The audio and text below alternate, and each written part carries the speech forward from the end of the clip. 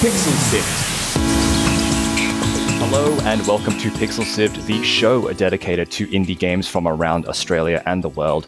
My name is Mitchell Lowe, and thank you for joining me on this episode. Now, my guest this evening is the programmer and co-owner of One Shark Studios, the creators of Doors of Insanity, Logan Branjord. Thanks for joining us.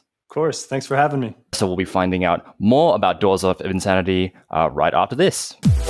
Hey there, if you're enjoying the show and you want to hear more, subscribe to Pixel Sift on Apple Podcasts, Pocket Casts, Spotify, or listen on pixelsift.com.au. See you there.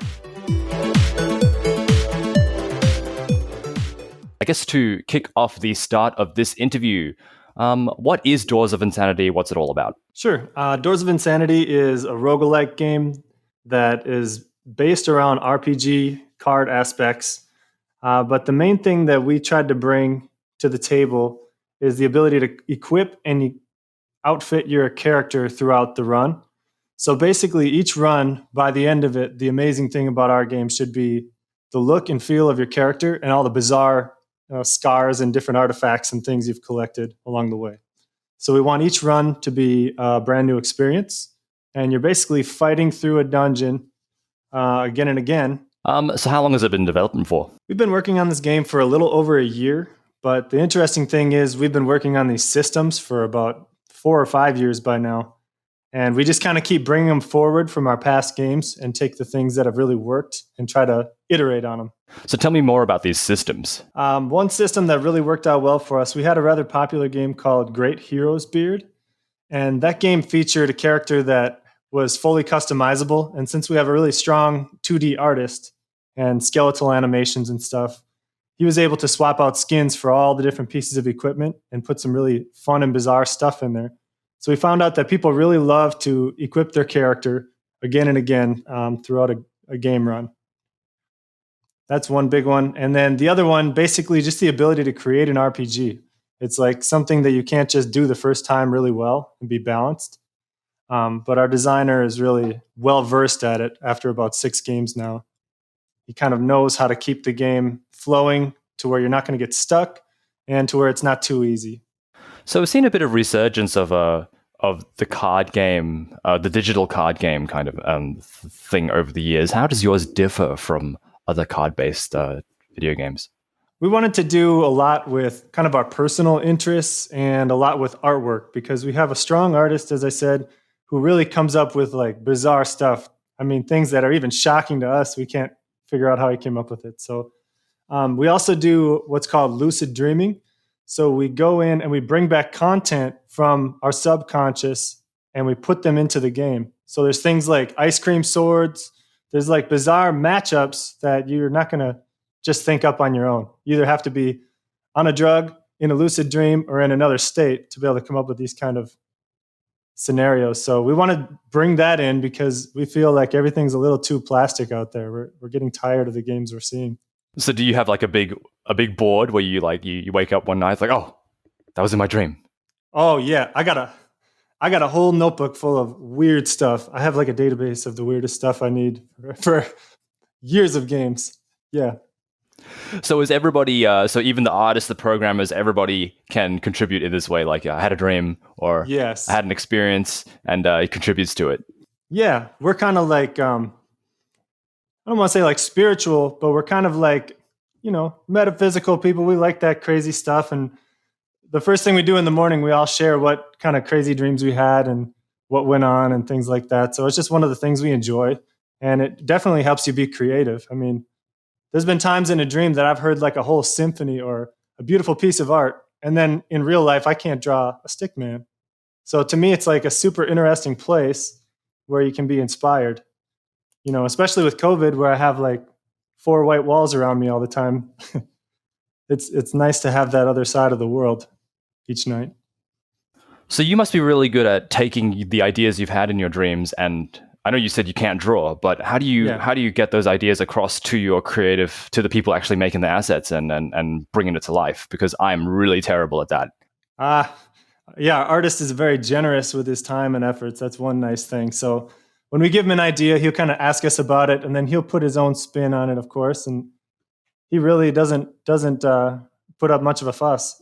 The second we have something that he finds interesting, he just flows on it. And he's really into anime and stuff. So everything we do is going to come out a little bit, anime style, a little bit cartoony and stuff. So we kind of grew as a team just to love that. Have there already been, it sounds like the sky's the limit for you guys, but have there already been ideas that have been like, maybe that's too much? Yeah. I always come up with features that are bad, like design ideas that will never work. So in the beginning, I used to get shot down way more by the designer, but now I've learned to like temper myself with ideas. And also, I mean, as a programmer, it's not like I can focus that much towards it. So the designer is kind of like this great gatekeeper of all the ideas. And he has like a core template that he knows is going to work. And he's like, how much will I let in without, spoiling the broth here? So yeah, there's a lot of that kind of stuff. And then also with artwork, we actually run through iterative tests. We did ours on Facebook this time. So we did the game with one whole art style, and it just wasn't popping off. People weren't gravitating towards it. And he redid the whole game. And after that, I mean, we were at demo status when he redid the game. So it's a lot of art. And he was willing to redo the whole thing. And now it's really gaining in popularity and people are loving it. So let's talk about the development process now. So you said that you had one art style and you switched over. At what point do you realize that it's the art style that people aren't connecting with? Well, on Facebook, we literally just did these shares on different game developer groups and game player groups and things like that. And they just weren't generating like a lot of attention. You can easily tell not many people were clicking ours, even though the art was, I mean, in our eyes, it was beautiful art. It wasn't poorly done at all, but it just wasn't like new and different. So it wasn't catching people's eye. And then as soon as we started to change it, all the likes and clicks and love and all the little symbols started popping up and we're like, this is good. This is working out. And then we just kind of kept going with that. Was it difficult to have the conversation with the team saying, hey, it's not working. Let's switch it up. Yeah. And it wasn't one person. Like we all felt it. The energy was low. We liked the game. We liked our design. And we're like, man, what's missing? So it kind of it gave us new life at a point when the project was just having troubles.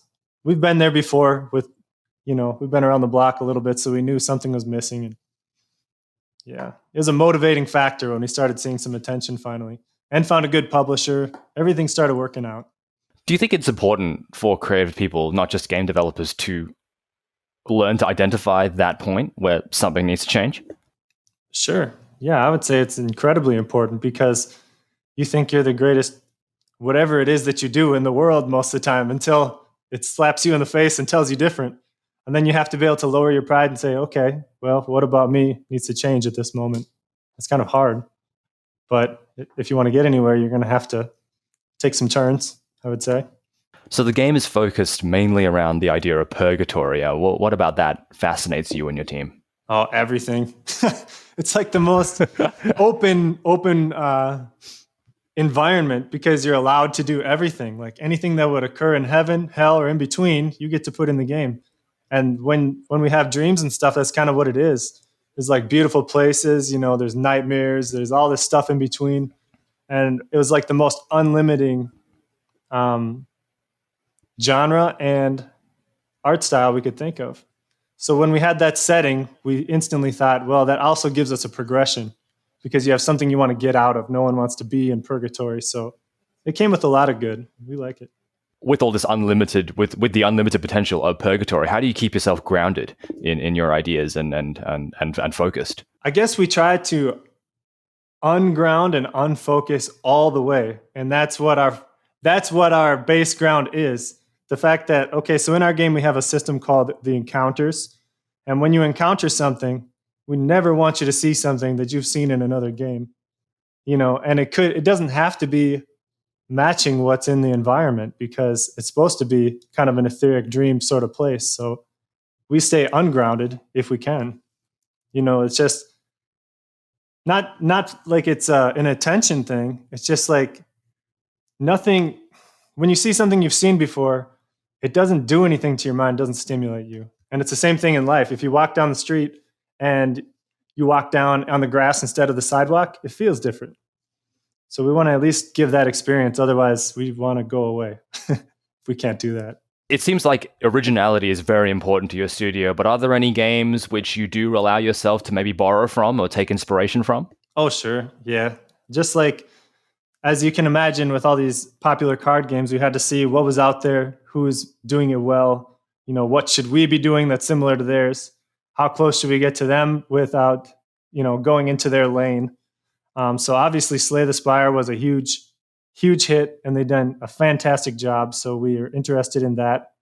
Our last game, Great Heroes Beard, we're very interested to take chunks of that we're working. And then we also saw a game kind of coming out at the same time as us called Monster Train. And we didn't really seem similar to them, but we saw something that they were doing way better than us at the time, which was they had a map that made you feel like you're really going somewhere. And at the time, our game felt like you were just making choices down a straight hallway. So we had to kind of expand out and add to our features because we saw that, they had something we liked in a way. So yeah, definitely. We're not above that in any way. The game's been in beta for about 6 months. What's that process been like from beginning to end? Like, how do you know that? I guess what's the beta process been like over the past 6 months? Sorry, we'll start there. So in our past games, we have always been a smaller team. We didn't have a huge publisher helping us out and doing all these great things another indie does. But we always had a core group of Discord fans. So our Discord is decent size, and they're always willing to help us out and play the builds, and they never give them away and betray us. So we have great testers there, and we always start there with our demos. So then once we got past that, we did this process called G Round, and another indie set us up with those guys. And basically that's a more advanced beta tester group, and they do the whole process and organize everybody, and they give you the feedback. You just have to kind of add in some APIs and stuff for their system to work. And then after that, we did the Steam beta. And the Steam beta was a lot more aimed at getting people to wish list the game and get some attention on Steam. But we did get a lot of great discussion from them also. So we had like 3 different beta test rounds that just kind of like, as a programmer, kicked my butt pretty hard. But it made the game a lot better. And I guess you'd call it, we survived it, is what we did. I think people might not be so aware, but how involved is someone as a publisher involved in the beta testing and actually the development of the game? I would say the publisher is way bigger than people realize because they're organizing so many events, but every single one of these events comes with feedback that changes the game. So it's like it'd be 2 different worlds to not have a publisher involved, and they also can curate your content and help you understand what parts are missing and what parts aren't right. I guess in our case also, it's marketing changes your game because you're going to have to at some point understand that you're going to need to cater to the people who will likely like your game. And you can't just be 100% what you want to be. Sometimes you got to balance that. So we happen to have a lot of people in the Asian market and the Russian market, and we have to know how to hit them better than we did before and please them better than we have in the past. Because I'm from the USA and the other 2 guys are from Latvia, and there's cultural and different things that we don't know about. So a publisher that's global knows all about that stuff and knows these other markets in a way that we don't. So it definitely changed us. What's 1 or 2 things you've learned about those 2 markets that you needed to do? You need to make different versions, or that you need to, or what's one of the changes you need to make for these markets? Number one thing is that localization and translation is not an afterthought. It's a huge, important thing because these people are playing your game and getting a poor, like if we don't go all out with translation and put it on multiple sets of eyes, it's hard for a person who only speaks English to understand what it's like to see a game that's really poorly translated. A few times I've seen it in my life, but that's a huge thing. So this time the game is going to be translated well. And I think our past games were kind of like, translate them so we can say that it's also got Russian, let's just get through it. So that's one big thing.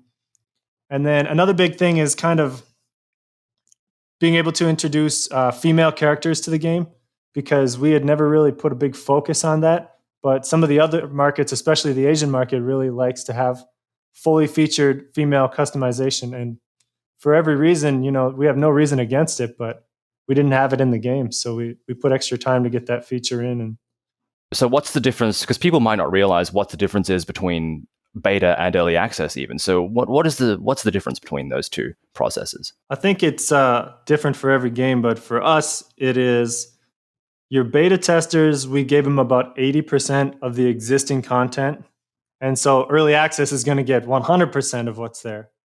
And then once again, early access is probably like 80% of what it's going to be.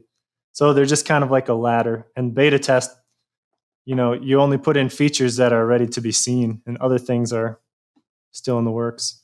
So I'd say it's about 20% difference and a big level of polish. All right, let's move on to a bit of your career, Logan. So what made you want to get into game development? I had always done it as a kid. So when I got my first computer, I was about 14 years old. My dad brought it home, and like the first thing I was trying to do is recreate Final Fantasy games in basic code and all this stuff. So I was like hooked on it. He had to kick me outside as much as he could, but I was really into it, like to an unhealthy degree. And he was like a hunter and outdoorsman, and I was like a nerdy kid. So I loved it ever since then. And then in like school, I had the TI-83 graphing calculators, and I was making games on those and sending them to my friends. So it was like just so naturally fun. I've always wanted to do it. And then when I got older, I got into the working and business world, and I started to feel really uninspired by everyday life. And I kind of thought, what did I do when I was a kid that made it like so fun to be around? And that was one of the things. So I tried to come back to it for a few years, and now I think it's here to stay. I really love it.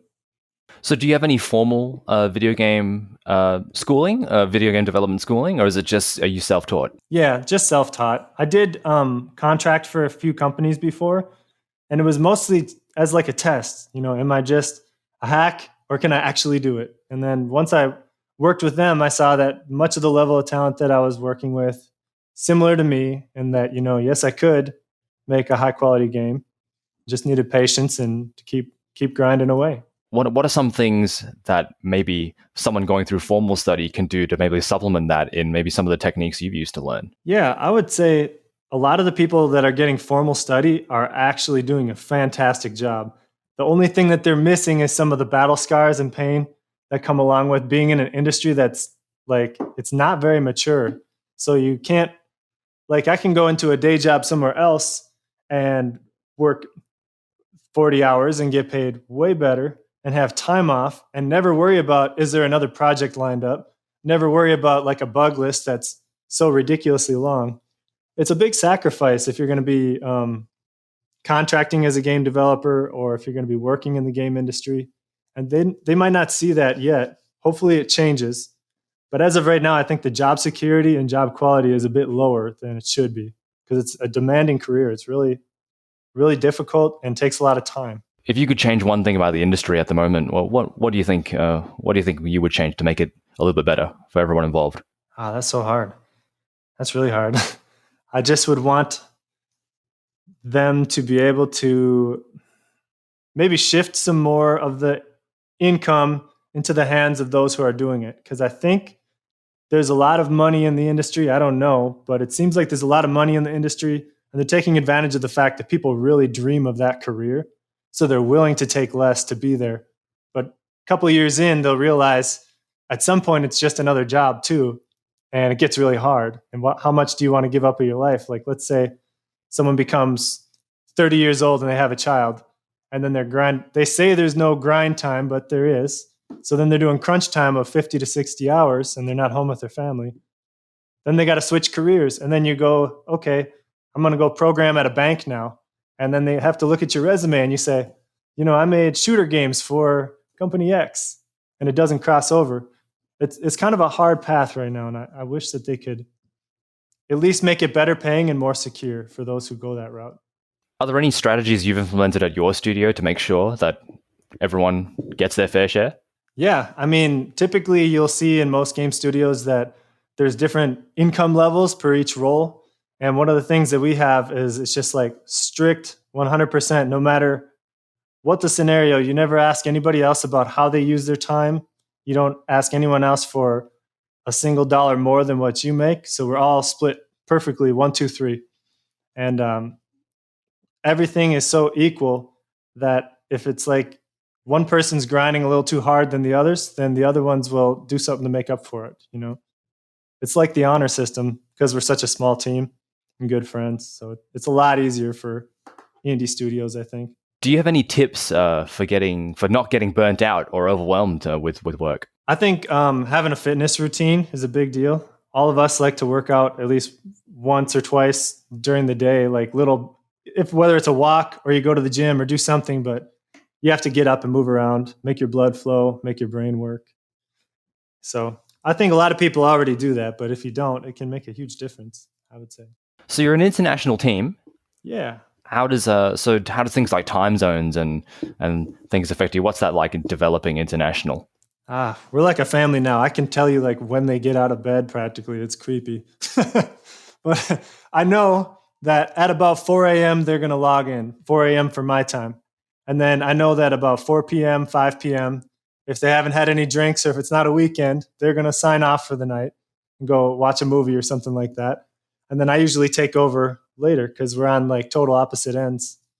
So it works out nice because you also need a little time when you're not interacting with each other. You're kind of focusing on your own thing for a bit. And all of us have that. So I think it's nice. How did you meet? They had posted an ad on the Unity developer job forums or whatever. Like, I don't know what you call it then. The not serious job forums. So, yeah. So like they were making games for, what is it? Congregate. They were putting games up on Congregate, and they had a couple of really popular games in their past, and they had lost their programmer. And I had recently gotten into game programming, and I had kind of done programming on the business side before that. So I responded to their ad and kind of sent them like some of these crappy mobile games that I had attempted to make. And I said, I could do this so far, but I can learn the rest. You just got to trust me. And they did. And I told them like, your guys' artwork is awesome and what you've done so far is awesome. So they said, looks like you're our guy. And from there, we just made it happen. It was cool. I felt kind of honored because they were far ahead of me in talent at the time. So they kind of took a chance on me. I think a lot of people in the industry, and actually a lot of people in every industry, will feel at some point that, wow, a lot of people are way ahead of me in this industry.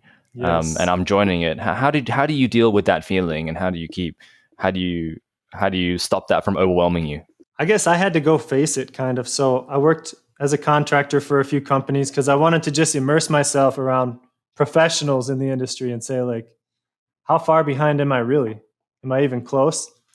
And yeah, there were some shaky moments, some things I didn't know or that I did poorly, but I definitely learned from it. And I think now I'm in a place that I could hang if I had to.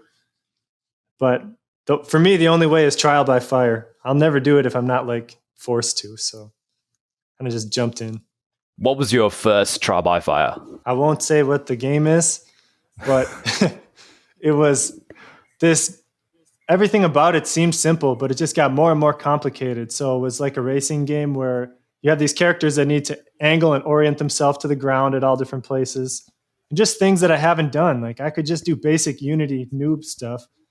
And so I had to like do that. And then I also had to have like ghost racers that remembered their paths from before and save that. And it was really a challenge. And, about 3/4 of the way through it, the game was working well, but I felt like it was held together by like popsicle sticks and duct tape. I didn't want to see it ever again, to be honest. But yeah, I learned a lot. And since then I've come a long way. So I think everybody's got to deal with that. I don't know what you're supposed to do to get the skill. You have to make a couple bad projects, really. Unless there's another way. Maybe that's what school's for the normal people. I should have done that, but I didn't. Is there anything about Doors of Insanity that you've worked really hard on that you wished more people noticed? I think one of the coolest features of the game that kind of goes under the radar are the encounters, because we could have just had a flat picture of an encounter where all you have is 3 choices and it looks like a little book. But we added in custom sound to each one of them. We added in custom particles, and we added in custom artwork for each one. And it's not like you're getting a lot out of that artwork. You have to have a whole painting and concept. and storyline for each one of them. So it took a lot of time and effort for us to make those. So I hope people like them, but they're kind of like consumable, like eating a piece of candy. You click and it's gone. But we tried really hard on them.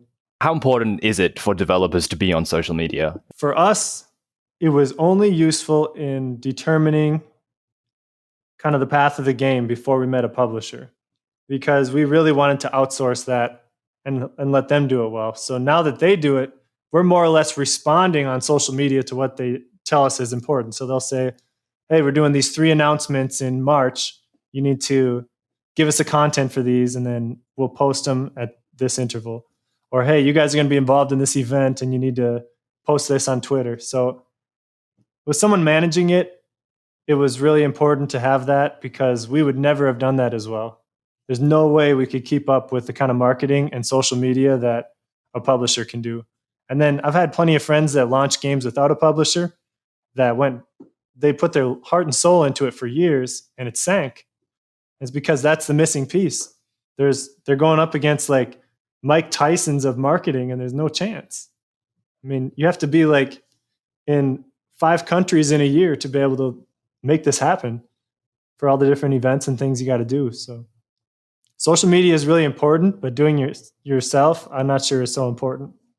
It is. It does seem like a lot of indie developers, like they're just wondering whether or not to go for a publisher or not. And I think that seems like it's been very important for you. We've experienced self-publishing a bit, but I've also watched a lot of stories, and I've had a lot of peers that have launched their game. And, I just really had high hopes for them, and it hurts my soul to see their game, even after they attend events themselves and try to get a buzz going. They're just missing so much knowledge that they need to know, like, how many wish lists does it take for you to get in this algorithm so your game can be seen? How many, where do you have to show up and whose hand do you have to shake to get on front page of this thing? It's just too much. You have to be good. You have to specialize, I think. So you've selected another indie as your publisher. What is it about them that made you think, hey, these could be the guys for us? We interviewed with a handful of publishers, but most of them didn't treat us poorly, but we could just obviously understand that we were a number to them because they weren't personally interested in it as much, or they didn't seem like they're as personally interested in it. So it felt like they were going to do nothing for us except the basic, like they had a boilerplate that they were going to apply to us. And another indie was like right from the get-go, super scrappy about everything. And I mean, they made more work for us, to be honest. They like knew everything that we had to do. They almost doubled our workload, but doubled our fan base at the same time. We were really impressed by the fact that they knew a lot about our game and they cared about it right after the demo and had a plan and an idea. They weren't just kind of taking on another game. So that impressed us. Well, I think we've come to the end of the episode. Thank you very much for joining me, Logan. Yeah, it's been a pleasure. Thanks for having me. And you can find out more about Doors of Insanity and One Shark Games. You guys have a Facebook page. You can look up Doors of Insanity on Steam, and you can have a look at oneshark.com, and that's their Twitter account. Did I miss any of them? No, that's good. And people want to follow your work in particular, Logan, where can they go? It is oneshark.com. So nice. that's a list of our last 6 games, and we have a lot of cool stuff up there. So if you like the art style and you like the things you see in Doors of Insanity, there's 5 other games you can play right now. And Doors of Insanity, early access in February. That's right. We're very excited. On the 10th of Feb, isn't it? 10th of February right now, if I do my job correctly. And I hope I do. So yes, Doors of Insanity hitting early access on Steam on the 10th of Feb. Thank you very much for joining me, Logan. Of course. I hope to see you again sometime. Yeah, we look forward to seeing what you do next. Awesome. Yeah, I'm going to stick around. I hope you do too. Pixel Sift is produced by Scott Quigg, Sarah Ireland, myself, Mitch Lowe, Daniel Ang, Adam Christou, and our executive producer is Gianni Di Giovanni. As always, we'll be sticking the links to everything we talked about in the show notes of our website, pixelsift.com.au. And if you can also come and join us on Discord, we'd love to have you there. That's pixelsift.com.au/Discord, where you can share your creative work, talk about topics and games, and anything else. That's pixelsift.com.au/Discord. And if while I've got you here, can we ask you a favor? We need your help to share the show and tell a friend, subscribe your brothers and sisters. So start someone's journey into podcasts, because we know that getting started is tricky, but once you're in, you'll love it too much to leave. We'll be back with Pixel Sift Plays next week. We'll be playing, I'm not sure what we'll be playing. We'll be playing an Australian indie game. But for now, that's all for this week. Thank you for joining us, and we'll catch you next time. And thank you once again, Logan, for joining me. Been a pleasure. Thank you.